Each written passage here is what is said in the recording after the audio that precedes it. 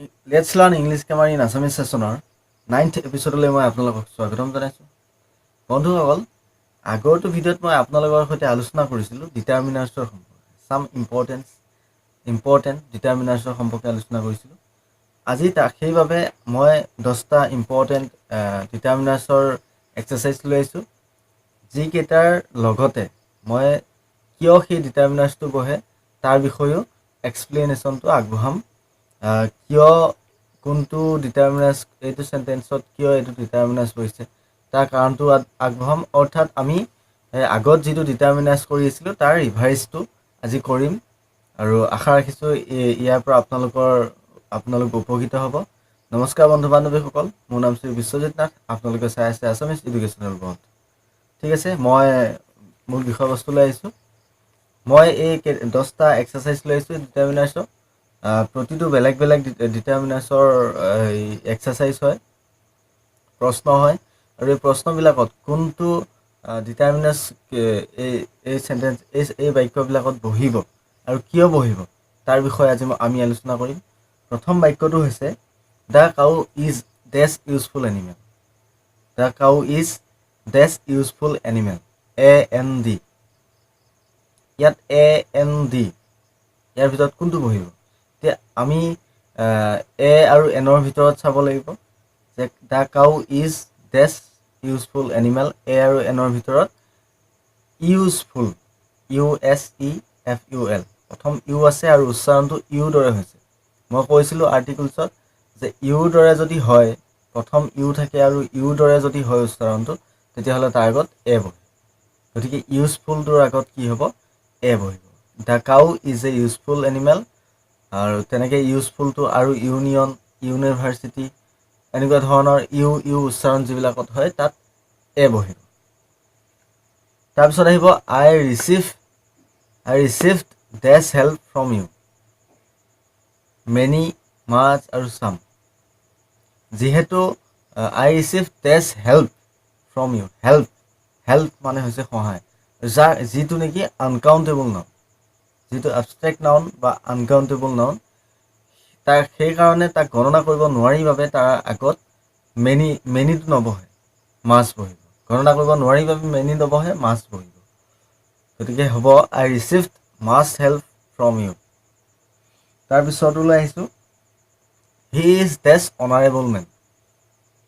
He is dash honourable man, honourable, HONOURABLE, honourable.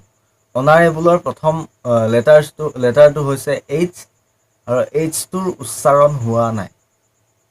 প্ৰথম লেটাৰটো হৈছে এইচ আৰু এইচটোৰ উচ্চাৰণ হোৱা নাই। অৰ্থাৎ যদি এইচটো কনচনেণ্ট লেটাৰ, যিহেতু এইচটো কনচনেণ্ট লেটাৰ আৰু তাক যদি উচ্চাৰণ কৰা হয় তেতিয়াহ'লে তাৰ আগত এ বহিলহেঁতেন, কিন্তু যেতিয়া এইচটোৱে উচ্চাৰণ নহয় তেতিয়াহ'লে তাৰ আগত এন বহে, কাৰণ সি ভাৱেলৰ দৰে উচ্চাৰণ কৰিছে, অনাৰেবল মেন। গতিকে তাৰ আগত এন বহিব। He is an honourable man. তাৰপিছত আহিব we have only dash money, little a little the little. We have only dash money, little a little the little. We have only মানিটো গণনা কৰিব পৰা যায় যদিও ইয়াক আনকাউণ্টেবল নাউনৰ ক্ষেত্ৰত ধৰা হয়, গতিকে ইয়াৰ আগত little a little the little ব্যৱহাৰ কৰা হয়। আৰু এই বাক্যটোত চাব গ'লে যে অনলি শব্দটো, অনলি ৱৰ্ডছটো আছে, অনলি, জাষ্ট, ষ্টিল থাকিলে এইটো সহজ নিয়ম যে অনলি জাষ্ট যদি ষ্টিল থাকে তেতিয়াহ'লে সহজ হয় এ লিটিল এফ ইউ বহাবৰ কাৰণে। ফিউ ক্ষেত্ৰত এফ ইউ আৰু লিটিলৰ ক্ষেত্ৰত এ লিটিল বহাবৰ কাৰণে সহজ হয়। তেতিয়া হ'ব যে উই হেভ অনলি এ লিটিল মানি। বুজি পাইছে চাগে? এ লিটিলটোৱে অলপ থকা বুজায়, লিটিলটোৱে নথকা বুজায়, আৰু ডি লিটিলটো যিখিনি আছে গোটেইখিনিকে বুজায়। এতিয়া যিখিনি আছে গোটেইখিনিকে বুজোৱা নাই, যে অলপ আছে বুজাইছে। গতিকে হ'ব we have a little money. Just শব্দটো আছে, গতিকে we have just a little money. তাৰপিছতলৈ আহিছোঁ, there are just dash apples left. There are just dash apples left. Just শব্দটো আছে, অলপ আগতে কৈ দিছিলোঁ যে জাষ্ট, ষ্টিল, অনলি আদি শব্দবিলাক থাকিলে তাত এফ ইউ, ফিউ ক্ষেত্ৰত এফ ইউ আৰু লিটিলৰ ক্ষেত্ৰত এ লিটিল ব্যৱহাৰ কৰা হয়, কাৰণ এই শব্দকেইটা পজিটিভ ৱৰ্ড, হয়তো কম থাকিব কিন্তু কমকৈ হ'লেও থকা বুজায়। এই শব্দকেইটাৰ অৰ্থটো। গতিকে তাৰ আগত এপুলছ আছে, এপুলছটো গণনা কৰিব পৰা যায়, গতিকে তাৰ আগত এ ফিউ হ'ব।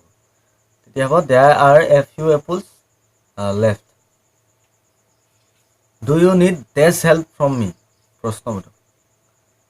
মেনি, মাছ আৰু এনি বা মেনি, চাম, এনি। গম পাইছে চাগে? এতিয়া এনি নিয়মটো আছিলে যদি ইণ্টাৰগেটিভ আৰু নিগেটিভ বাক্য হয়, যদি ইণ্টাৰগেটিভ আৰু নিগেটিভ চেণ্টেন্স হয়, অৰ্থাৎ নহয়বোধক আৰু প্ৰশ্নবোধক বাক্য হ'লে তাৰ আগত তাত এন ব্যৱহাৰ কৰা হ'ব। প্ৰশ্নবোধক আৰু নহয়বোধক বাক্য হ'লে তাত এনি ব্যৱহাৰ কৰা হ'ব।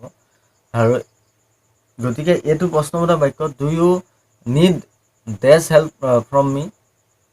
Any help from me. Do you need any help from me? ঠিক তেনেকৈ my brother is dash NCC cadet. NCC short ফৰ্মত আছে। শ্বৰ্ট ফৰ্মত থাকিলে নিয়মটো আছিলে NCC ক্ৰেডেড, তাৰ আগত এ এন আৰু ডি বহাব লাগে। তাত এ এনৰ ভিতৰত হ'ব, ডিটো নহয় কাৰণ নিৰ্দিষ্টকৈ বুজোৱা নাই বা বেলেগ নিয়ম, ডি নিয়মত পৰা নাই, গতিকে এ আৰু এনৰ নিয়মতে আছে। NCC চমু নিয়মটোত আছিলে এটা, যেতিয়া আমি উচ্চাৰণ কৰিম, সেই উচ্চাৰণ কৰোঁতে শব্দটো লেটাৰটো উচ্চাৰণ কৰাৰ আগত আমি ভাৱেল লেটাৰ এটা উচ্চাৰণ কৰি লৈছোঁ।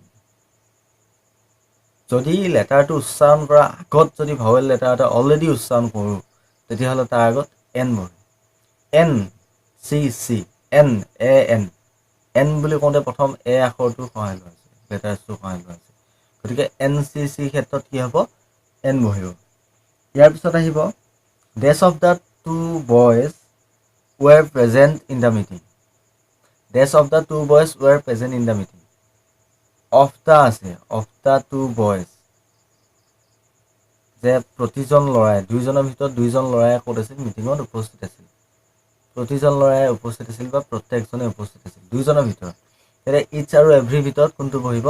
ইটছটো বহিব, কাৰণ অফ আছে। Each of the two boys were presented in the meeting. Present in the meeting. তাৰপিছত আহিব dash boy were given an pencil, given an orange. Dash boys were given an orange. Each আৰু এভৰিৰ ভিতৰত। Of the থাকিলে it's বহে, গতিকে এতিয়া কি হ'ব? ডেছ বয়জ আছে, তেতিয়াহ'লে এভৰি বয়জ হ'ব। Every boy, every men, every people, every women, everybody, everyone আদি ধৰণৰ। এভৰিটোৰ পিছতে লগতে নাউনটো আহে, গতিকে তাৰ লগত যদি লগতে নাউনটো থাকে তেতিয়াহ'লে এভৰি বহে, যদি অফ দ্য বুলি থাকে তেতিয়াহ'লে ইটছ বহে। যেনে এভৰি মেন, এভৰি বয়, ইয়াত হ'ব every boy were given an orange. তাৰপিছত আহিব dash milk in the glass is pure. Dash milk in the glass is pure, তাৰমানে গ্লাছটোত থকা গোটেই গাখীৰখিনিয়ে বিশুদ্ধ। তেতিয়াহ'লে গোটেইখিনি বুজালে, গতিকে তাৰ আগত হ'ব the little milk in the glass were poured. তেনেকৈ গম পাইছে। তাৰপিছত he gave away dash money he had. শেষত হি হেড আছে, বাক্যাংশ আছে। মই কৈছিলোঁ he had, he has, I have, we have, he needed, she needs বা চি আৰ্ণড আদি ধৰণৰ বাক্যাংশ যদি থাকে তাৰ আগত দি লিটিল ব্যৱহাৰ কৰা হয়। তাৰপিছত ঠিক আছে বন্ধু বান্ধৱীসকল, আজিলৈ ইমানখিনিয়ে লৈ আহিলোঁ। আশা কৰিছোঁ অলপ ৰিভাইজটো হৈছে। আগৰ নিয়মকেইটাৰে আজি এক্সাৰচাইজ কৰিছোঁ, গতিকে ইয়াৰ জৰিয়তে আপোনালোকে নিশ্চয় উপকৃত হৈছে। ডিটাৰমিনাছটোৰ নিয়মকেইটা বুজি পোৱাত আপোনালোকৰ সহায় হৈছে। যদি আপোনালোকে মোৰ ভিডিঅ'টো ভাল পাইছে তেন্তে প্লিজ ছাবস্ক্ৰাইব কৰক। আপোনালোকে ছাবস্ক্ৰাইব কৰিলে কোনো ধৰণৰ খৰচ বহন কৰিবলগীয়া নহয়। লগতে লাইক, কমেণ্ট আৰু শ্বেয়াৰ কৰিবলৈ নাপাহৰিব। ইও সম্পূৰ্ণ বিনামূলীয়া। ধন্যবাদ।